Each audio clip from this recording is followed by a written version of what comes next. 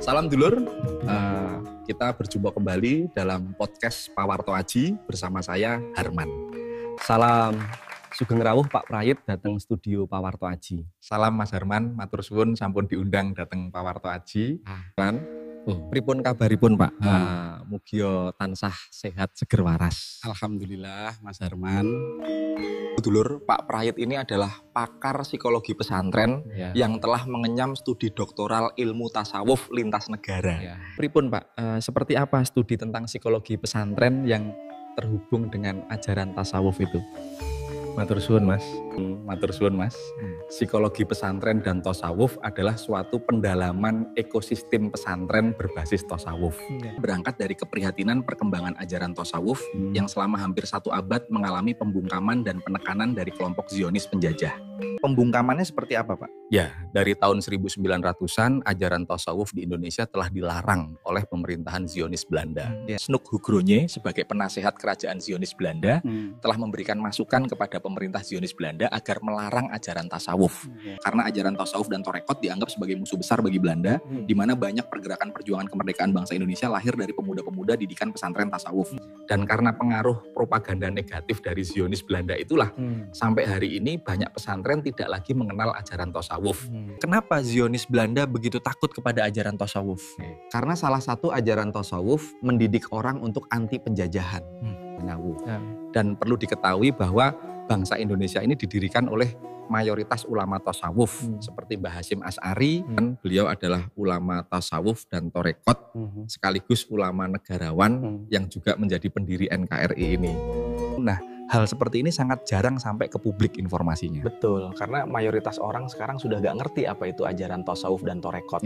Apakah sekarang masih ada pesantren yang mengajarkan tasawuf? Masih ada, namun jumlahnya sangat teramat sedikit. Pak Prayit, akhir-akhir ini beberapa pesantren NU mengalami peristiwa yang menghebohkan. Dari Al-Khazini Sidoarjo hingga Lirboyo. Propun Pak? Betul, sepertinya memang ada serangan gelap kepada pesantren-pesantren NU, nuansanya memang politis. Saya baru ngerti Pak, ada Zionis lokal. Itu sudah lama Mas, termasuk warisan Zionis Belanda yang masih ada hingga sekarang.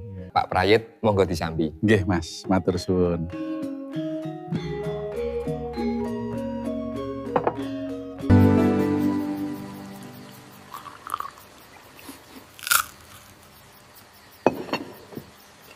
Saya baru ingat ada peristiwa serangan ke pesantren yang lebih mengerikan dari yang ada sekarang 3 tahun lalu. Iya, ada memang yang lebih mengerikan. Kalau gak salah pesantrennya bernama Sidikiyah di Jombang. Sidikiyah itu nama torekotnya Mas. Jadi nama pesantrennya apa Pak? Umumnya ya pesantren Sidikiyah. Nah, itu salah satu pesantren tertua di Jombang Mas. Mulai dibangun pesantren dari tahun 1830. Masya Allah, sudah lama sekali. Betul Mas. Dan itu pesantren sangat bersejarah. Sejarahnya seperti apa Pak? Sang proklamator kecil dulu dan orang tuanya sempat ngaji di sana. Masya Allah, ini merupakan sejarah yang baru terungkap. Betul Mas, karena memang sengaja ditutup-tutupi sama Zionis lokal. Sekarang saya baru paham Pak, kenapa pesantren Sidikiyah dulu diserang membabi buta. Iya Mas, karena di sana mengajarkan cinta tanah air dan itu sangat dibenci sama Zionis lokal. Lucunya, saat pesantren Sidikiyah diserang, mayoritas pesantren NU ikut mendukung penyerangan terhadap Sidikiyah. Astagfirullah. Ironis dan ambigu memang, saat sekarang pesantren NU diserang, banyak yang membela, istilahnya ada standar ganda. Dan PBNU secara jelas mendeklarasikan hubungan dengan Zionis Israel. Bagi pendapat banyak orang yang paham, Sidikiyah sudah ditarget Zionis lewat tangan Zionis lokal. Ini benar-benar di luar nalar Pak. Betul Mas. Dan lucunya pesantren NU yang sekarang diserang, dulu ikut menyerang pesantren Sidikiyah juga. Lebih keji lagi, Sidikiyah dituduh teroris dan radikal. Padahal di sana mengajarkan cinta tanah air yang mendalam. Putra sang kiai menjadi korban kekejian Zionis lokal itu, namun Gusti Allah Maha Adil, semua Zionis lokal dan internasional merasakan akibatnya sekarang. Putranya apa yang namanya Mas B itu? Betul Mas, dia putra tunggalnya sang kiai yang mengabdikan diri untuk masyarakat lemah. Memang kekejian Zionis sudah gak bisa ditoleransi. Betul Mas, bangsa kita harus terbebas dari Zionis lokal maupun internasional. Baik Pak, kiranya podcast kita telah cukup. Sampai bertemu di lain waktu.